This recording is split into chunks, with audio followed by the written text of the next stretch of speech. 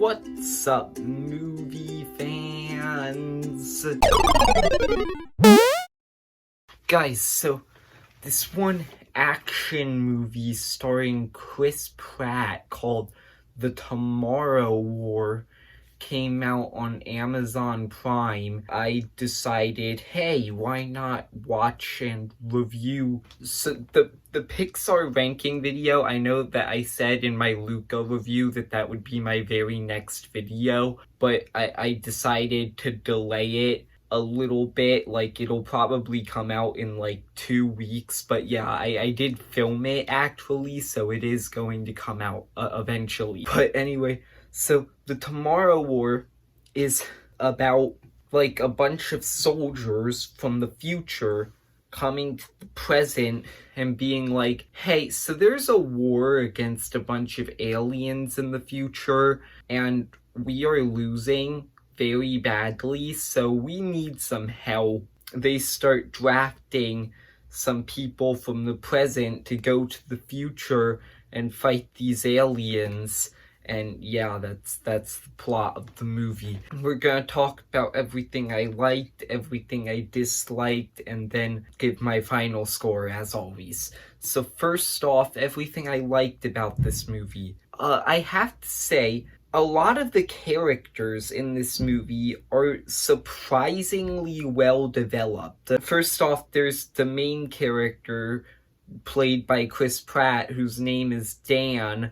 He basically is Owen Grady from Jurassic World if he had depth. That's basically this character. In Jurassic World, Owen Grady is basically just like, hey, cool military guy who can do stuff. But here, he is that same character, basically, but he also has, like, some depth to him. He has, like, a family. He's, like, struggling to get a job and stuff. And, like, you actually kind of, like, get attached to him within the first 20 minutes. It's easier to, like, follow him throughout the movie. So I thought that was really well done. And then a lot of the other characters in this movie are also very well developed. You have J.K. Simmons, who actually plays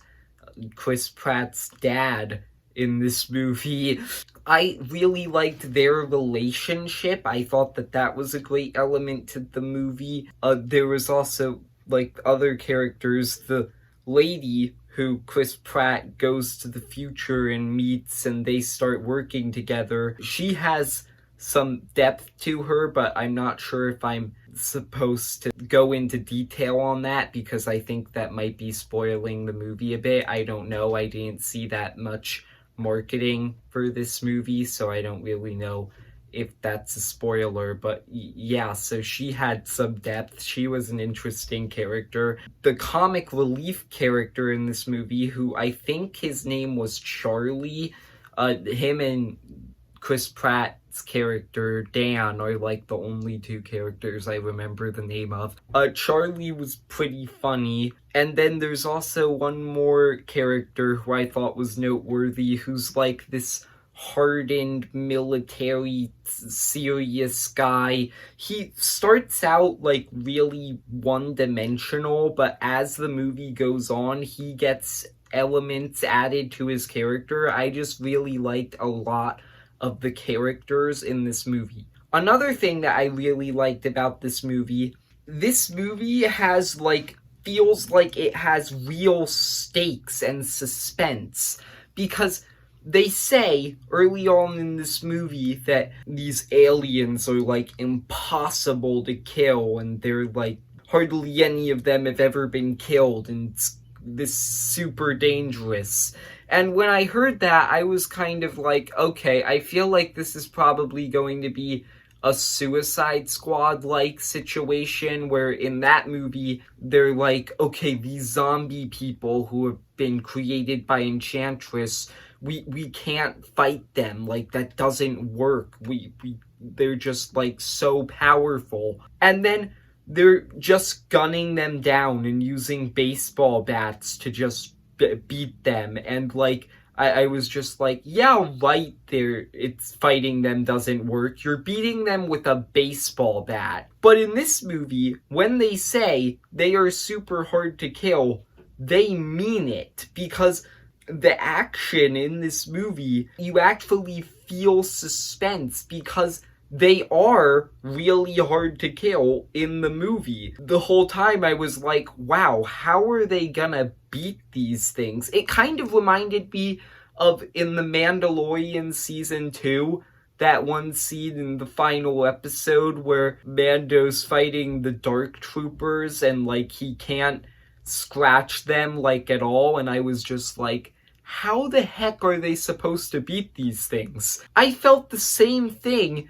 here. It was just ridiculous, and it really did add more suspense to the movie and the action sequences, and it made it more entertaining. It helped that the aliens actually look super creepy. I said this while we were watching the movie. I was watching it with my parents, and when I said this, it made them laugh. I said, these things look like the Demogorgon from Stranger Things had a baby with an octopus. Like, you'll see if you see the movie. Like, they look creepy.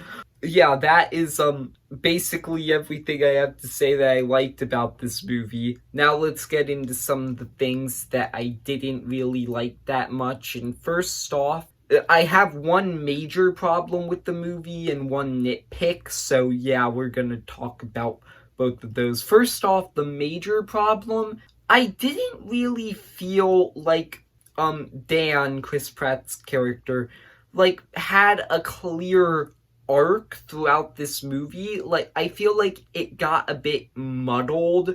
I feel like they were trying to give him an arc, it just wasn't a clear one. The other thing, the nitpick that I have with the movie, and I'm gonna have to get into spoilers for this, so if you want to see this movie, then I'll probably put like some kind of time up on the screen and you can skip there to avoid this, but yeah, this is a spoiler.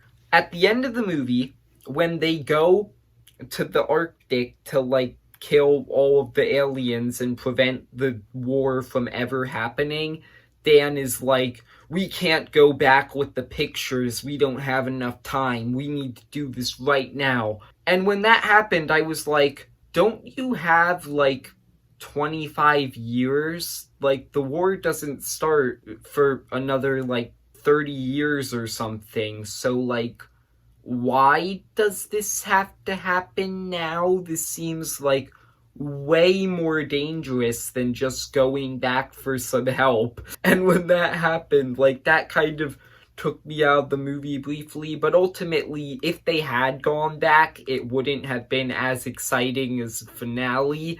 So I'm okay with it. It just, like, was kind of weird to me how he was all like, no, there's no way we can go back. We don't have any time whatsoever.